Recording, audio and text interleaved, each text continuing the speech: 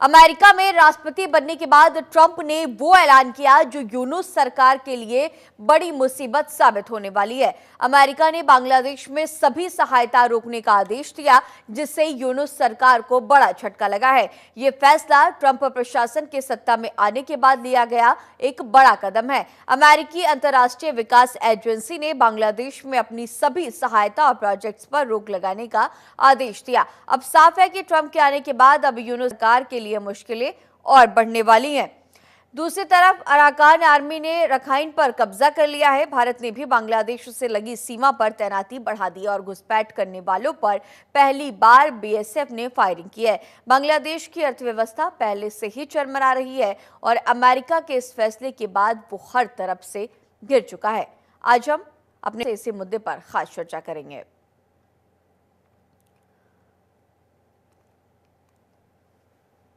तो बांग्लादेश में अब बांग्लादेश की मुश्किलें बढ़ सकती हैं। बांग्लादेश में अमेरिकी कंपनियों का निवेश केवल वित्तीय लिहाज से ही अहम नहीं, बल्कि ये तकनीकी और अनुसंधान में भी मददगार है। बांग्लादेश में ऊर्जा क्षेत्र में अमेरिकी निवेश ने सस्ते और टिकाऊ ऊर्जा स्रोतों की ओर कदम बढ़ाने में मदद की है। अगर ये निवेश घटता है तो बांग्लादेश के लिए ऊर्जा संकट और बढ़ सकता है। साथ ही अमेरिका के बांग्लादेश से हाथ खींचने से विदेशी निवेशक भी असमंजस में पड़ सकते हैं। चलिए अब इसी पर खास चर्चा करेंगे। हमारे साथ इस खास चर्चा में मेहमानों का पैनल मौजूद है। सबसे पहले आपका उनसे तारुफ करा देते हैं। रिटायर्ड कर्नल टीपीएस त्यागी, जो कि रक्षा विशेषज्ञ हैं, हमारे साथ इस खास चर्चा के लिए मौजूद है। सर, आपका बहुत स्वागत है। और इनके साथ ही आलोक बंसल, विदेश मामलों के जानकार, हमारे साथ इस खास चर्चा के लिए मौजूद हैं। सर, आपका भी बहुत स्वागत है। सबसे पहले त्यागी सर, आपका ये रुख करना चाहूंगी कि अब जिस तरह से जैसे ही सत्ता की कुर्सी संभाली है डोनाल्ड ट्रंप ने, तमाम जो बड़े फैसले हैं वो लेते हुए नजर आ रहे हैं। इसके साथ ही हमने देखा था जब वो राष्ट्रपति बने थे तो भारत के विदेश मंत्री एस जयशंकर ने उनसे जब मुलाकात की तो हिंदुओं पर हो रहे जुल्म का मुद्दा बांग्लादेश में उन्होंने उठाया था। और अब ये बड़ा फैसला, यानी कि सभी चीजों पर प्रतिबंध अब लगा दिया जाएगा बांग्लादेश में। तो अब ऐसे में बांग्लादेश की अगर हम अर्थव्यवस्थाओं की बात करें, जो कि शेख हसीना सरकार के चले जाने के बाद से लगातार चरमराई हुई है, कितना इम्पैक्ट, कितना असर पड़ता हुआ अब देखा जाएगा बांग्लादेश की जनता के लिए, बांग्लादेश के लिए। देखिए, पहले तो आपको बहुत धन्यवाद for calling me on this channel. Donald Trump ने ये बता दिया मोहम्मद यूनुस को कि मैं अमेरिका के लिए सूर्य ग्रहण यानी कि सोलर एक्लिप्स नहीं हूं, बल्कि तुम बांग्लादेश के लिए सोलर एक्लिप्स हो।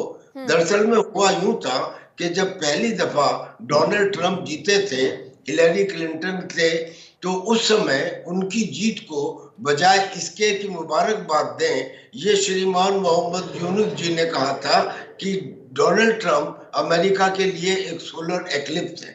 अब उन्होंने हालांकि ये कहा है कि 3 महीने तक किसी भी नए इन्वेस्टमेंट को कहीं भी नहीं किया जाएगा, इंक्लूडिंग यूरोप। लेकिन बांग्लादेश के केस में तो उन्होंने ये कह दिया कि every progress, every work in currency will be stopped, seized और सस्पेंडेड।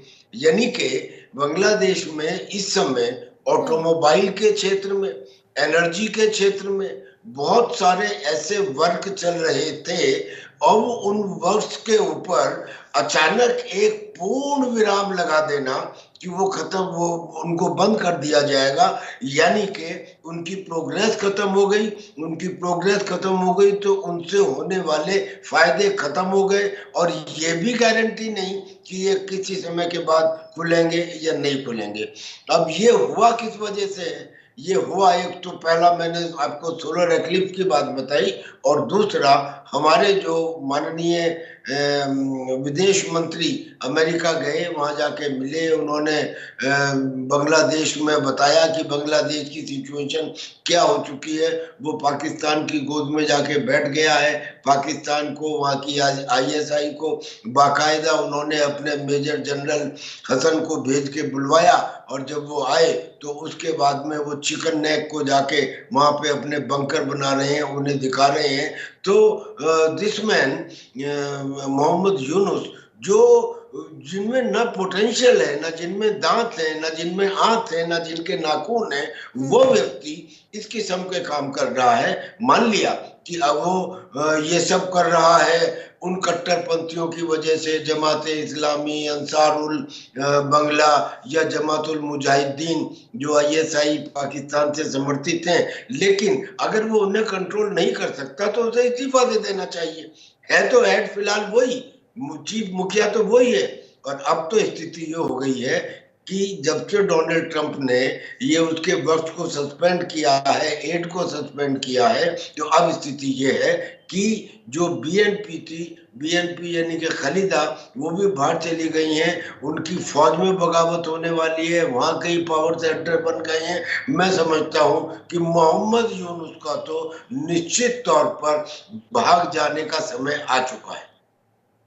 और सर, जिस तरह से ये भी कहा जाता है कि बांग्लादेश के मौजूदा मुखिया मोहम्मद यूनुस को अमेरिका की विपक्षी डेमोक्रेट पार्टी का समर्थक भी माना जाता है। इसके साथ ही अगर हम बात करें, चाहे ऊर्जा के क्षेत्र में हम बात करें, चाहे कपड़ों के व्यापार की हम बात करें, तो बड़ा असर क्योंकि देखा जाएगा, क्योंकि निर्यात करता है बांग्लादेश, और जो अमेरिका है वो बहुत बड़ी संख्या में, बहुत आंकड़े बहुत बड़े हैं जिसका वो आयात करता है बांग्लादेश से कपड़ों का। और अगर ये बाजार को भी अगर बंद कर दिया जाता है तो कितना असर। और इसके साथ ही ये भी कहा जा रहा है कि बांग्लादेश के तमाम ऐसे लोग हैं, तमाम ऐसे युवा हैं जो बेरोजगार हो जाएंगे, और पहले से ही बांग्लादेश की स्थिति बद से बदतर नजर आ रही है।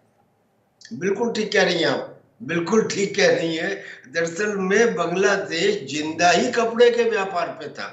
वहां पे सबसे ज्यादा जो व्यापार है वो कपड़े का होता है। और हिंदुस्तान ने भी अगर ऐसे समय में हाथ खींच लिया तो बांग्लादेश बिल्कुल सड़कों पर आ जाएगा।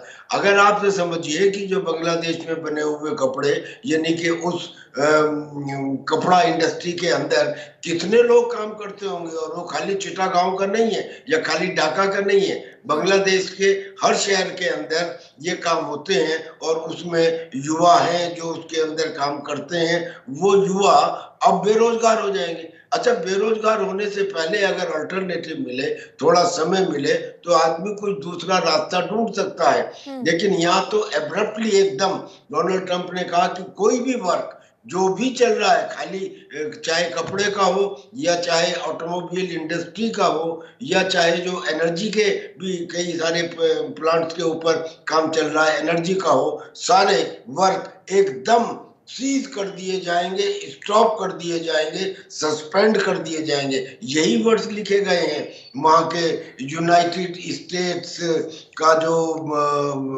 एड इंटरनेशनल डेवलपमेंट एजेंसी है, जिसने ये लिख के भेजा है। तो इसका मतलब ये हो गया कि बांग्लादेश के अंदर अचानक युवक बेरोजगार हो गए। अब वहां पे ऑलरेडी एक सिचुएशन ऐसी बनी हुई है जिसको ये नहीं कहा जा सकता कि नॉर्मल सिचुएशन है। ऊपर से वो इम्पार्शियल नहीं है, उनका साफ दिखाई दे रहा है कि जिस तरह से उन्होंने अवामी लीग के जो लीडर्स थे, 1/3 को अरेस्ट कर दिया, 1/3 वहां से छोड़ के दूसरे देशों में भाग गए, 1/3 वहां पे अंडरग्राउंड हो गए। ये साफ दिखाता है कि he is not a impartial leader. अब वो इम्पार्शियल लीडर भी नहीं है। कट्टरपंथी जो है वहां पे माइनॉरिटीज के साथ में लगातार अत्याचार कर रहे हैं, लिमिट से बाहर हो गए हैं। ऊपर से बेरोजगारी, और ऊपर से ऐसा समय होने के बाद ये सिचुएशन आ जाती है कि घर में नहीं दाने और मम्मी चले बुनाने, यानी कि ऐसे में वो पाकिस्तान के ISI को और वहां की आर्मी को बुलाएं और चिकन नेक के पास जाके उन्हें दिखाएं हिंदुस्तान के साथ बदला लेने के लिए। तो अब जो अमेरिका ने किया है, ये अगर इंडिया भी कर दे, और इंडिया को करना चाहिए, क्योंकि मेरा कहना यह है कि जो सहनशीलता है, ये जो दया भावना है, ये बड़ी अच्छी बात है, मगर ये व्यक्तिगत चरित्र का हिस्सा है, राष्ट्रीय चरित्र का हिस्सा नहीं है। राष्ट्रीय चरित्र में हमको जब भी कोई हमारे साथ में दुश्मनी करे तो हमें उसके वीक पॉइंट के ऊपर स्ट्रॉन्ग प्रहार करना चाहिए। Now is the time when Donald Trump has already made the ground soft, we should also attack। हमें अपने जो कपड़े का उसका व्यापार में हम साथ देते थे उसको हम रोक दें। बांग्लादेश को 24 घंटे में समझ में आ जाएगा कि स्थिति क्या है। He will come on need. मुझे तो लगता है कि अब उसका समय आ गया है छोड़ के भागने का, क्योंकि वहां की जो आर्मी है उसमें 3 पावर सेंटर बन गए हैं। एक तो जनरल वकार है, एक मेजर जनरल हक है, एक मेजर जनरल हसन है। अब ये तीनों के तीनों अलग अलग हैं। सबसे ज्यादा खतरनाक मेजर जनरल हसन है, जिसको पाकिस्तान भेजा गया था पाकिस्तान के लोगों को बुलाने के लिए। वो आर्मी का तख्ता पलट करेगा, आर्मी इनका तख्ता पलट करेगी, और जो अवाम है वो आर्मी के साथ रहेगी, क्योंकि यूनिट में उनका विश्वास इसलिए खत्म हो जाएगा कि सारी जो कुछ चल रहा था बांग्लादेश में वो डोनाल्ड ट्रंप ने एक झटके में स्टॉप कर दिया है। एकदम ऐसा है कि जैसे 80 किलोमीटर की रफ्तार से चलने वाली गाड़ी अचानक रोक दी जाए और उसके बाद में फिर कोई दूसरा रास्ता दिखाई ना दे। सवाल सबसे बड़ा ये होता है कि अगर कोई होप हो तो आदमी विषम परिस्थितियों में भी काम करता रहता है। यहाँ तो होप ही नहीं है, यहाँ तो होप ही नहीं है। और अभी ये पता नहीं है कि और कौन कौन से प्रहार उसके ऊपर किए जा सकते हैं। अभी तो हिंदुस्तान ने कुछ नहीं किया, हिंदुस्तान कर सकता है, और हिंदुस्तान ने भी किया, अमेरिका ने भी किया। तो आप देख लीजिए क्या सिचुएशन है। और जिनसे वो मदद की उम्मीद कर रहा है वो खुद भूखे नंगे, यानी कि पाकिस्तान से वो जो उम्मीद कर रहा है, पाकिस्तान तो खुद भूखा नंगा है, उसके पास कुछ है नहीं देने के लिए अलावा हथियारों के। और हथियार किसके खिलाफ उठाएंगे? उसके खिलाफ जिसके खिलाफ हथियार उठाने का कोई फायदा नहीं है। हिंदुस्तान के खिलाफ कहीं ठहरते ही नहीं है वो हमारे सामने। तो this is very very very difficult situation in Bangladesh. आप सही कह रही है, वहां के रोजगार जब खत्म हो जाएंगे वहां के युवा ही उन्हें हटा देंगे। ठीक है सर, आपके पास फिर से आउट। और सर देखिए, जिस तरह से आपने इन तमाम बातों का जिक्र किया और अब अमेरिका ने ये बड़ा प्रतिबंध लगाया, तो अब ऐसे तमाम ऐसे देश हैं जिनकी भी नजर पड़ेगी और ये अब यूनुस सरकार के लिए और भी मुश्किलें बढ़ सकती हैं। इसके साथ ही एक और सवाल का जवाब आपसे चाहूंगी कि आपके पास सर फिर से लौटूंगी। हमारे साथ विदेश मामलों के जानकार आलोक बंसल भी मौजूद है, उन्हीं का रुख करना चाहूंगी। सर आपका बहुत स्वागत है सबसे पहले जनतंत्र टीवी पर। और देखिए, अब जिस तरह से ट्रंप ने यूनुस सरकार की मुश्किलें बढ़ा दी है, तमाम अब प्रतिबंध लगाए जाएंगे, साथ ही अर्थव्यवस्थाओं की अगर हम बात करें बांग्लादेश की, तो अब बड़ा असर देखा जाएगा। इसके साथ ही एक और बड़ा अहम सवाल है कि सर कि क्या इस ट्रंप के इस प्रतिबंध के बाद क्या यूनुस सरकार बैकफुट पर आएगी? क्योंकि लगातार हमने देखा कि हिंदुओं के खिलाफ जो जुर्म हो रहे थे वो लगातार बढ़ते जा रहे थे। जब सत्ता की कुर्सी पर डोनाल्ड ट्रंप नहीं बैठे थे, तभी जब वो रैलियां कर रहे थे, जब प्रचार प्रसार कर रहे थे, तो उस दौरान भी वो लगातार यूनुस सरकार पर जमकर हमलावर हो रहे थे। इसके साथ ही जैसे ही उन्होंने सत्ता की कुर्सी संभाली, तुरंत एस जयशंकर ने इस मुद्दे को उठाया कि बांग्लादेश में जिस तरह से हिंदुओं के खिलाफ ये अत्याचार हो रहा है, हर रोज जाने कितने हिंदुओं के साथ अत्याचार बढ़ता जा रहा है, तो अब क्या यूनुस सरकार इस बड़े प्रतिबंध के बाद बैकफुट पर नजर आएगी? और अगर ऐसा होता है तो क्या आगे आने वाले दिनों में देखा जाएगा?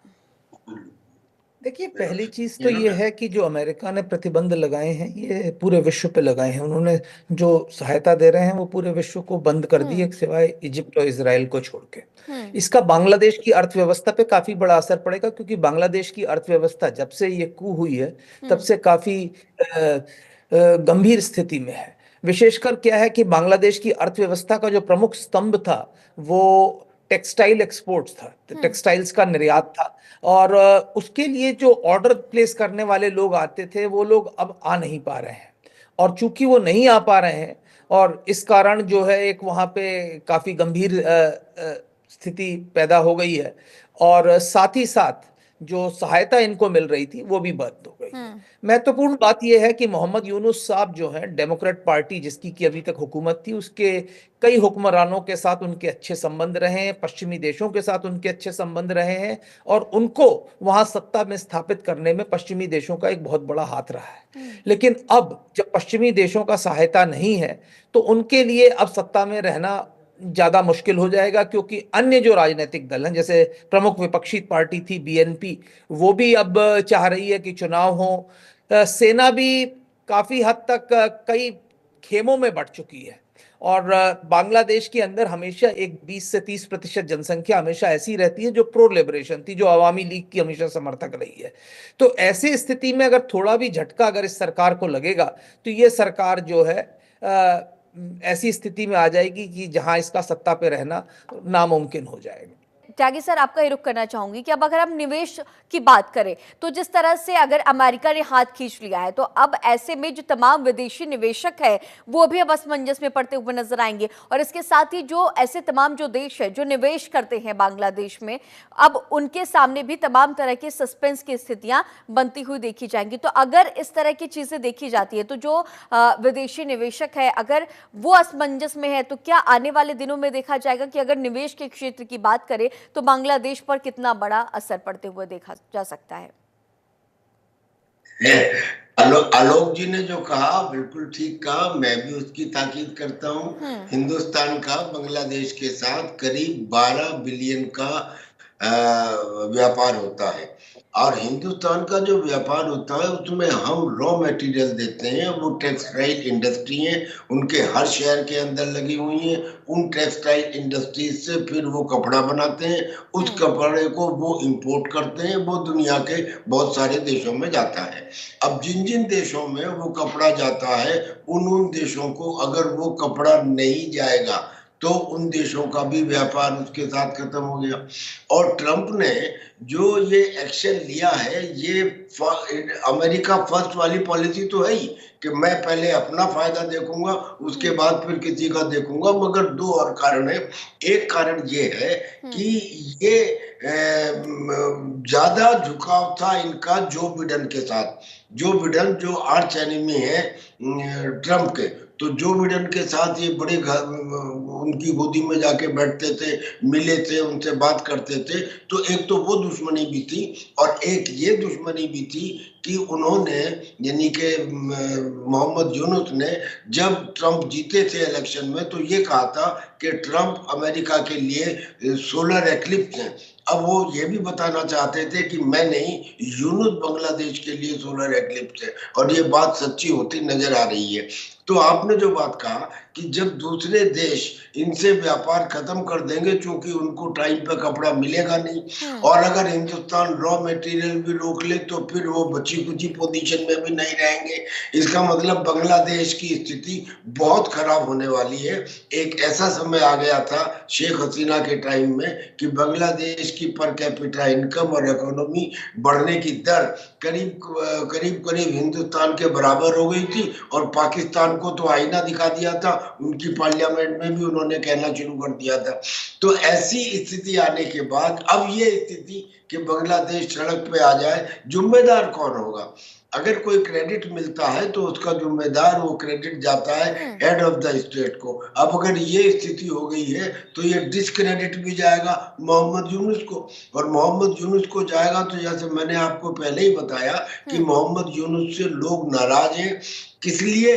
इसलिए कि वो उन कट्टरपंथियों को करीब 15 हैं वो जो उनकी कैबिनेट में है, उन्हें कंट्रोल करने निश्चित में तौर पर सक्षम सर, नहीं यूनुस है। सरकार और दूसरा के खिलाफ लगातार देखा जा रहा है कि बांग्लादेश में भी तमाम ऐसे लोग हैं जो आवाज बुलंद करते हुए नजर आ रहे हैं। आपके पास फिर से लौटूंगी। आलोक सर, आपका रुख करना चाहूंगी कि अब अगर जिस तरह से हम देख रहे हैं ये बड़े प्रतिबंध और इसके साथ ही लगातार यूनुस सरकार की जो मुश्किलें हैं वो बढ़ती हुई देखी जा रही हैं, अर्थव्यवस्थाओं की अगर हम बात करें तो बुरी तरह से चरमराती हुई नजर आ रही है। जिस तरह से अभी आप जिक्र कर रहे थे टेक्सटाइल इंडस्ट्री का बड़ा इम्पैक्ट देखा जाएगा जब इसके साथ ही जब प्रतिबंध ये बड़ा लगाया जा रहा है। भारत की भी तरफ से अब लगातार कयास ऐसे भी लगाए जा रहे हैं कि भारत भी तमाम प्रतिबंध लगा सकता है, क्योंकि सीमाओं पर जिस तरह से देखा जा रहा है कि जो सेना के जो जवान हैं उनकी जो मुस्तैदी है वो और ज्यादा पहले की तुलना में और ज्यादा बढ़ चुकी है, घुसपैठ ना हो, और इसके साथ ही और भी आने वाले दिनों में मुश्किलें बढ़ सकती है।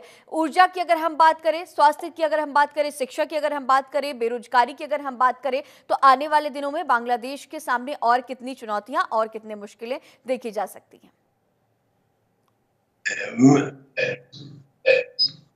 त्यागी ने बताया कि एक जमाना था जब बांग्लादेश की अर्थव्यवस्था इतनी बढ़िया गति से बढ़ रही थी कि कुछ मामलों में उन्होंने हमको ह्यूमन डेवलपमेंट इंडेक्स में हमें पीछे छोड़ दिया था। उनका रिप्रोडक्टिव रेट जो था वो हमसे कम हो गया था। तो काफी ऐसे इंडिसेस थे जिसमें बांग्लादेश विश्व के लिए एक मॉडल केस की तरह बन गया था। लेकिन जब से ये यूनुस साहब की हुकूमत आई है तब से बांग्लादेश का बुरा हाल है। विदेशी जो मुद्रा का भंडार था वो खाली होता चला जा रहा है। जो इनकी प्रमुख जो विदेशी मुद्रा अर्जित करने का जो उनका साधन था टेक्सटाइल एक्सपोर्ट, उस पे एक बहुत बड़ा ग्रहण लग चुका है, क्योंकि विदेशी जो बायर्स थे वो आने के लिए तैयार नहीं है जिस तरीके की स्थिति बांग्लादेश में है। साथ ही साथ बांग्लादेश एक विचित्र राष्ट्र था जो कि टेक्सटाइल एक्सपोर्ट करता था, लेकिन कोई भी रॉ मटेरियल उनके यहाँ नहीं होता था। तो ना कपास होती है उनके यहाँ, ना कुछ होता है, लेकिन उसके बावजूद भारत से कपास आती थी और ये काफी जी बड़ी सर, संख्या में इन्होंने समय कम है। टेक्सटाइल आपका एक्सपोर्ट। हमारे साथ इस खास चर्चा में बने रहने के लिए बहुत शुक्रिया। त्यागी सर, आपका भी हमारे साथ इस खास चर्चा में बने रहने के लिए बहुत शुक्रिया। तो देखा आपने, अभी हमारे साथ प्रदेश मामलों के जानकार मौजूद थे, रक्षा विशेषज्ञ मौजूद थे, और जिस तरह से जानकारियां साझा की है, आने वाले दिनों में बांग्लादेश के सामने तमाम बड़ी मुश्किलें देखी जा सकती हैं। अब बड़ा प्रतिबंध अमेरिका की तरफ से, और आने वाले दिनों में देखा जाएगा कि तमाम ऐसे देश जो निवेश करते हैं बांग्लादेश में, वो भी अब अगर असमंजस में पड़ते हैं तो विदेशी मुद्रा की अगर हम बात करें तो अब बांग्लादेश इससे बहुत बड़ी संख्या में इम्पैक्ट बांग्लादेश में पड़ता हुआ नजर आएगा। आज के हमारे इस खास पेशकश में फिलहाल इतना ही। खबरों का सिलसिला लगातार जारी रहेगा। बने रहिए जनतंत्र टीवी के साथ। नमस्कार।